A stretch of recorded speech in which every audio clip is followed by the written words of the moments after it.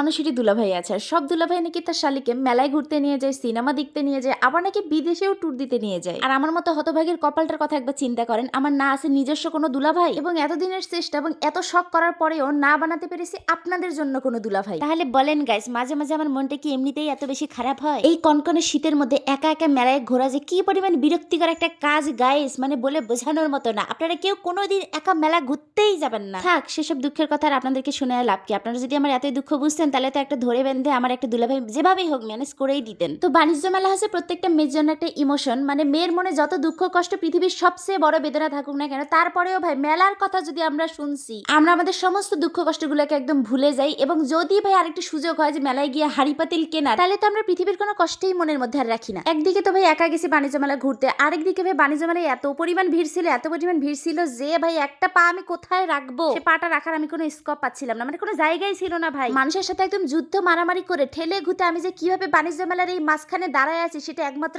আমি জানি। মানে কি পরিমাণ কষ্ট আর কি পরিমাণ ঝড় যে তখন আমার উপর দিয়ে গেছে যা বলার মতো না। মানে মানুষের ঠেলা আর ঘুতাই, তবে শুধুমাত্র যে আমি ঠেলা দিছি, আমি গুতা মারছি এমন বিষয়টা একদমই না, আমি আরো সবচেয়ে বেশি গুতা খাইছি। তবে গাইস, বাণিজ্য মেলায় যাওয়ার পর আমি একটা শিক্ষা খুব ভালোভাবে নিছি যে পৃথিবীর কেউ কখনো আপনাকে স্থান তৈরি করে দিবে না, আপনার নিজের স্থান আপনার নিজেকেই তৈরি করতে হবে। এত বেশি ভিড় ছিল যে মেলার ভিতরে ঢোকার জন্য সামনের মানুষগুলোকে এত বেশি রিকোয়েস্ট করতেছিলাম যে প্লিজ আপু আমাকে একটু সাইড দেন, প্লিজ ভাই আমাকে একটু সাইড দেন, আমি একটু ভিতরে যেতে চাই। কিন্তু না, কোনো মুরব্বী আমাকে কোনো সাইড দেয়নি, বরং আমাকে ইচ্ছা মতো ধাক্কা মারতেছিল। তারপরে ভাবলাম যে না, এভাবে ভদ্রভাবে কোনো কিছুই হবে না, ইচ্ছা মতো তখন আমিও ধাক্কানো শুরু করলাম। আর 1 মিনিটের মধ্যে আমি একদম বাণিজ্য মেলার মাঝখানে চলে আসছি। সেখান থেকে আমি জ্ঞান নিছি যে না, নিজের স্থানটাকে ঠিক এভাবেই নিজে দখল করে নিতে হবে। আর ভদ্রতা দেখাইলে এই দুনিয়া এবং এই দুনিয়ার মানুষ কখনোই আপনাকে কোনোভাবেই সাহায্য করবে না আপনার ভালোর জন্য। তো আমার বাসার ফার্নিচার তো মোটামুটি সবগুলো হয়ে গেছে, এখন শুধু বাকি আছে আমার একটা ডাইনিং টেবিল এবং আমার একটা সোফা সেট। আর এই ডাইনিং টেবিলের সোফা সেটটা করা বলতে পারো যে আমার বর্তমান সময়ের একটা খুব বড় ড্রিম, মানে আমি কবে নিব মনটা শুধুমাত্র আনচান করতে থাকে। তো মেলাতে যাওয়ার পরও একটা সোফা সেট এবং ডাইনিং টেবিল আমি দেখতে পাইলাম, বাট আমার কাছে